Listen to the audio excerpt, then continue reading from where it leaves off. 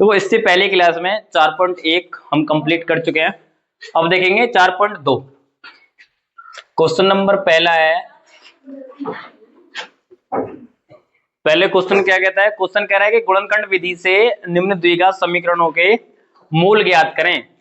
तो question number पहले का पहला है कि एक्स स्क्वायर माइनस के 3x माइनस के 10 बराबर 0। चौकम चल रहा है। एक्स स्क्वायर माइनस के 3x माइनस के 10 बराबर 0। तो अगर देखो मुझे करना होता है ये क्वेश्चन तो मैं इसका विद इन सेकेंड आंसर दे रहा होता। अब आपको क्या है कि आपको पूरा बेसिक से करना है और करके दिखाना है। मैं इसके फैक्टर देखूं तो इसके मैं गुणा करूंगा तो कितना आना चाहिए 10 और घटाने पे कितना आना चाहिए 3 और यहाँ एक्स स्क्वायर का कोएफिशिएंट कितना है 1 है। तो इसके जो दो फैक्टर आएंगे 5 दूनी 10। दिख नहीं रहा ना? कितने आएंगे? 5 दूनी 10। अगर दोनों माइनस के यहाँ चिन्ह होते हैं तो एक प्लस का आता है एक माइनस का। जो बड़ा वाला होता है वो तो प्लस का और जो छोटा होता है वो माइनस का। लो जी, जो बड़ा वाला है वो प्लस का, जो छोटा वाला है वो माइनस का। लो ये आंसर है मेरी तरफ से। तो हो गया क्वेश्चन। जो x के वैल्यू आनी वो ये आनी है 5 और -2। वरना आप पूरा करके देख लो ये इतने ही आंसर आएंगे 5 और -2। ये तो मेरा नियम हो गया। ठीक है, आंसर अब आने का।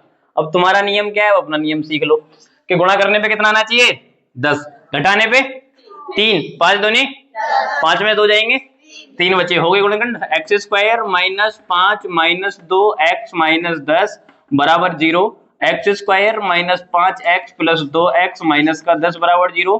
दोनों में से कॉमन देखेंगे, एक्स कॉमन है, एक्स माइनस 5 बचा, प्लस 2 कॉमन है, एक्स माइनस 5 बचा बराबर 0। दोनों का ये देखो कॉमन क्या है एक्स माइनस 5 एक्स माइनस 5। तो एक तो एक्स माइनस 5 आया और एक एक्स प्लस 2 आया बराबर 0। यदि x माइनस 5 बराबर 0 है तो x की वैल्यू कितनी आई 5। अब यहाँ देखेंगे यदि x प्लस 2 बराबर 0 है तो x की वैल्यू कितनी आएगी -2। मैंने यही तो बताया था, एक -2 आएगा एक 5 आएगा और मैंने ऊपर ही बता दिया था आपको। मानते हो नहीं? तुम्हें ये करना है और हमें वो करना है, बस अंतर इतना है। क्लियर? उतारो।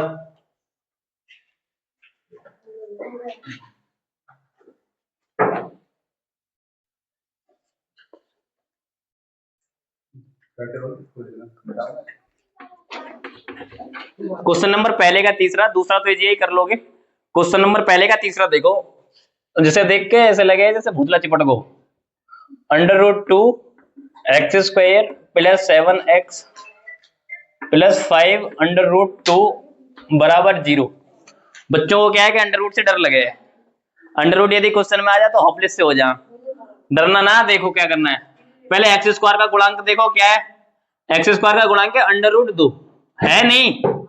इसका जो भी समीकरण में कांस्टेंट है उसमें मल्टीप्लाई करेंगे।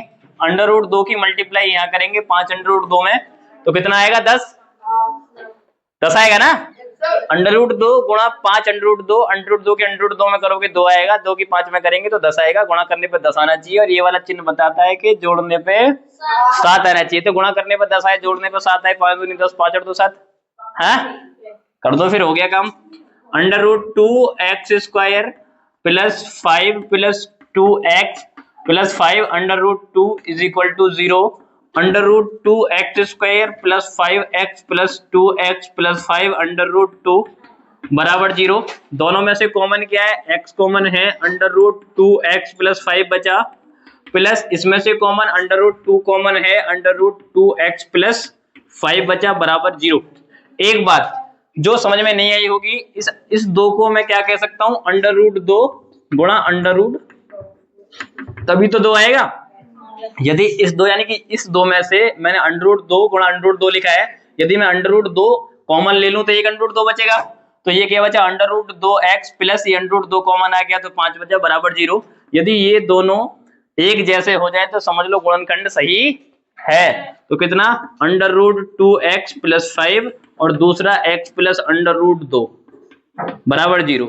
यदि √2x प्लस 5 बराबर 0 है तो √2x बराबर -5 और x बराबर -5/√2।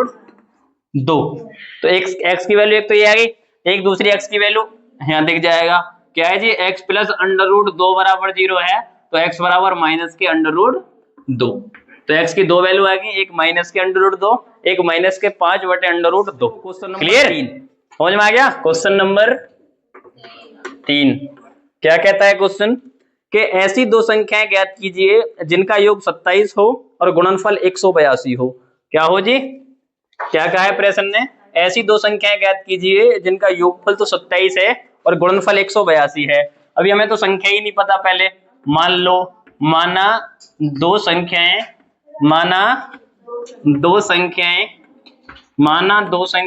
x व y हैं, x व y हैं।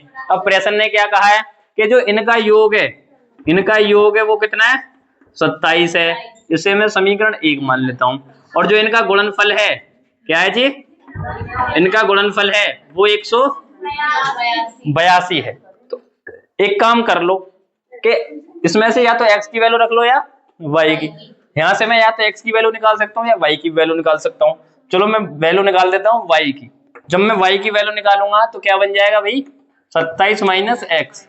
ठीक है, समीकरण 1 इसे कह लो या समीकरण 1 इसे कह लो। चलो मैं इसे ना कह के इसे कह देता हूं। ठीक है, ये समीकरण 1 है। अब क्या करना है आपको, ये जो दोनों संख्याओं का गुणनफल 182 था, वहां एक की वैल्यू रख लो, किसकी, y की वैल्यू रख दो। तो x तो ऐसे ही रहेगा और y की वैल्यू जो आई है वो क्या है भाई, 27 माइनस x बराबर 182। x की गुणा करोगे 27x माइनस का x स्क्वायर और 182 को दल्लाओगे माइनस हो जाएगा बराबर 0। मैं माइनस से पूरी समीकरण में भाग कर रहा हूं। अगर मैं पूरी समीकरण में माइनस से भाग करूंगा तो क्या हो जाएगा, एक्स स्क्वायर माइनस का 27x और प्लस का 182 बराबर 0। ठीक है, अब बन गया गुणनखंड। तो गुणा करने पे कितना आना चाहिए, 182। जोड़ने पे कितना आना चाहिए, 27। 14 तेरियम 182, 14 तेरियम 182 और 14 तेरे 27। इसकी भी वैल्यू ऐसे ही आ जाती है जैसे पहले बताया मैंने, लेकिन तुम अपने तरीके से करो।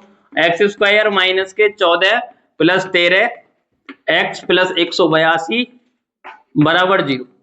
एक्स स्क्वायर माइनस के 14 एक्स माइनस के 13 एक्स प्लस के 182 बराबर 0। दोनों में से x कॉमन है, x माइनस 14 बचेगा, माइनस 13 कॉमन है, x माइनस 14 बचेगा बराबर 0। तो x की दो वैल्यू आ गई, x माइनस, एक तो एक फंक्शन आया x माइनस 13 और एक आया x माइनस 14। एक प्लस का आ रहा होगा एक माइनस का, या दोनों ही माइनस के आ रहे हैं, नहीं एक प्लस का आएगा एक माइनस का आएगा। गलती कहाँ है, गलती कहाँ है, एक प्लस का आएगा एक माइनस का, एक प्लस का आएगा एक माइनस का। देखो जल्दी कहाँ गलती है, प्लस का एक्स स्क्वायर माइनस का 27x प्लस के 182। हाँ तो सर जी माइनस के सही है तेरे, माइनस किस में गुणा करेंगे, ये माइनस इसमें माइनस गुणा करेंगे, ये भी माइनस। और बताओ कहीं गलती, एक बार दोबारा देख लें। माना दो संख्या x व y है, दोनों का योगफल 27 गुणनफल इतना है। जब मैंने यहाँ से y की वैल्यू निकाली है 27 माइनस x है, सही लिखा है, 27x हो जाएगा, माइनस का x स्क्वायर 182 को बदल देंगे, माइनस हो जाएगा, माइनस से डिवाइड करूंगा, x square minus 27x plus 182, 14 तेरी में 182, 14 तेरे 27, x स्क्वायर माइनस के 14x माइनस के 13x प्लस 182 बराबर 0। x common x minus 14 minus के कॉमन लूंगा, माइनस के 13 कॉमन है, x माइनस 14। यहाँ तक तो सही है, यहाँ तक तो कोई गलती नहीं है। एक बार दोबारा चेक कर ले प्रभु, कोई गलती तो नहीं है, सही है। फिर दोनों प्लस के आ जाएंगे, क्या आ जाएंगे, दोनों प्लस के ही आ जाएंगे। तो x की यहाँ से दो वैल्यू आ गई आपकी, कौन कौन सी, 13 और 14। सही है, कितनी वैल्यू आ गई, 13 और 14। अच्छा जी ठीक है सब। तो x की वैल्यू यदि 13 रही होगी तो y की वैल्यू 14 रहेगी, यदि x की वैल्यू 14 रहेगी तो y की वैल्यू 13 रहेगी। मानते हो नहीं, एक बात समझो यहाँ से, एक 14 एक 13, ये x ये y, ठीक है, दोनों के जोड़ोगे, ऐसे तो कहा था क्वेश्चन ने कि दो संख्याओं का योग 27 है, हो गया। और उसने ये भी कहा था कि दोनों संख्याओं का गुणनफल 182 भी है, गुणा कर लो, कितना आएगा 182। अब थोड़ी देर के लिए मान लो ये जो 14 13 थे, ये जो x है ये y है, और ये जो हमारा y था वो x है। अब जोड़ के देख लो 14 13 और गुणा भी करके देख लो 14 तेरियम। यदि x की वैल्यू 14 रहती है तो y की वैल्यू 13 रहेगी, यदि y की वैल्यू 13 रहती है तो x की वैल्यू 14 रहेगी। ठीक है, समझ में आ गया, कोई डाउट तो ना तो उतार लो। क्वेश्चन कह रहा है कि एक समकोण त्रिभुज की ऊंचाई इसके आधार से 7 सेंटीमीटर है। समकोण त्रिभुज है,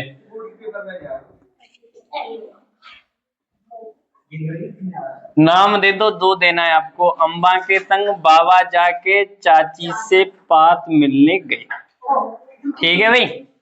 तो कह रहा है भैया कि एक समकोण त्रिभुज की ऊंचाई इसके आधार से 7 सेंटीमीटर कम है यदि कर्ण की ऊंचाई यदि कर्ण 13 सेंटीमीटर का हो तो अन्य दो भुजाएं ज्ञात करें।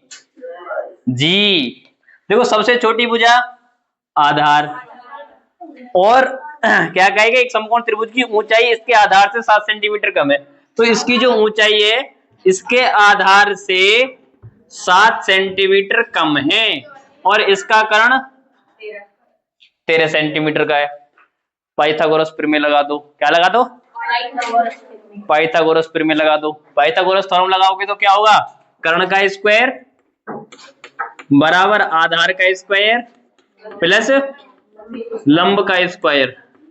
13 का स्क्वायर 169, ये एक्स स्क्वायर ए माइनस बी का होल स्क्वायर खोलो, एक्स स्क्वायर प्लस के 49 माइनस के 14x आएगा।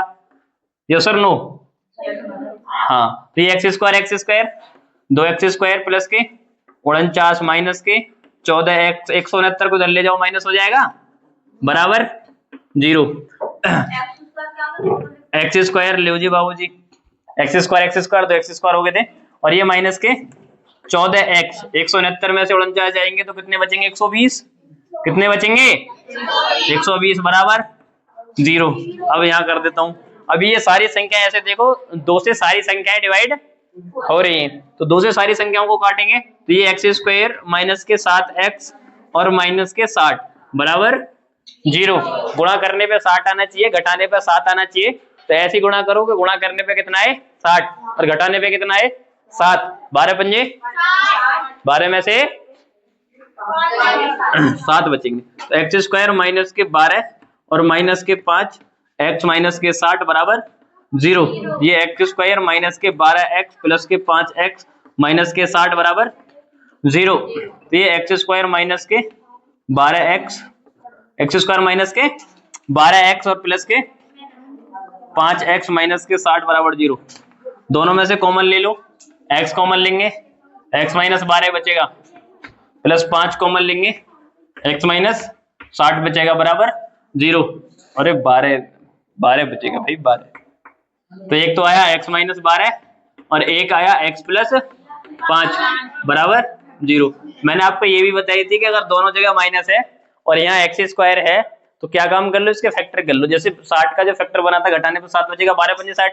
मैंने बताया था जो बड़ी संख्या है वो प्लस की आएगी, छोटी संख्या है वो माइनस की आएगी। तो x जो आएगा वो किसका आएगा? प्लस का। तो x बराबर 12 और ये कितना आएगा? माइनस 5। तो x की दो वैल्यू आ गई, माइनस 5 और 12। तो कैसी वैल्यू लेते हैं? Positive value. कैसी लेते हैं? पॉजिटिव। तो x की वैल्यू जो आधार आएगा वो कितना आ जाएगा? 12, और जो लंबा आ जाएगा, ऊंचाई आ जाएगी, वो कितनी आ जाएगी? 12 में 7 घटाओगे 5। तो आगे दोनों भुजाएं पता चल गया। तो आधार कितना होना चाहिए? होगा 12, और ऊंचाई कितनी होगी? 5 सेंटीमीटर। क्लियर? क्वेश्चन नंबर 6 कह रहे एक कुटीर उद्योग एक दिन में कुछ बर्तनों का निर्माण करता है और एक विशेष दिन ये देखा गया कि प्रत्येक नग की निर्माण लागत रुपयों में उस दिन के निर्माण किए गए बर्तनों की संख्या के 2 गुने से 3 अधिक थी। यदि उस दिन की कुल निर्माण लागत 90 रुपए थी तो निर्मित बर्तनों की संख्या और प्रत्येक नग की लागत ज्ञात करें। तो एक बात समझ लो पहले, यहां से क्या समझोगे? मैंने माना है कि मेरी वस्तुओं की संख्या जो थी वो x थी। कितनी थी? कितनी थी? x। और एक वस्तु की जो निर्माण लागत है वो क्या थी भैया? उस दिन के 2 गुने से 3 ज्यादा है। यही तो है। इतने बड़े सेंटेंस को इतनी बात में कहा जा सकता है, गणित में और वो हिंदी में, फर्क बस इतना है। ठीक है, तो एक बात बताओ, मेरी पेंसिलों की संख्या है 2। कितनी? 2। और एक पेंसिल की कीमत है 10 रुपया। तो बताओ पेंसिल दोनों क्या रुपए की मिल जाएंगी? 20 की मिलेंगी? नहीं। ये मानो कि मेरे जो वस्तु मैंने खरीदी, भैंस 15 भैंस खरीदी और एक भैंस की कीमत है 500 रुपया। ये पुरानी भैंस है, बस इतना ध्यान रखिए 500 रुपये में आ जाए। ठीक है, नई भैंस की बात ना। तो 15 भैंस खरीदी, एक भैंस खरीदी 500 रुपए की, तो बताइए टोटल भैंस कितने रुपए की हो गई? कितने रुपए की हो गई? 7,500 रुपए की। शाबाश। 15 पंजे 75, दो जीरो तो 2 जीरो दे दो इसे। सही है। तो उस दिन का क्या था, वस्तुओं की संख्या और जो उसकी निर्माण लागत है। क्या है, वस्तु की निर्माण लागत है। कुल मिला के कितने रुपए, 90।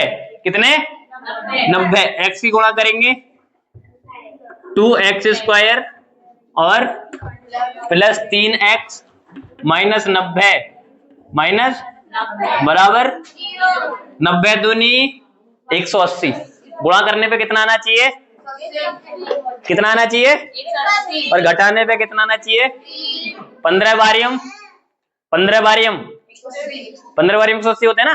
15 शाम 150, 15 दूनी 30, 150 और 30 180।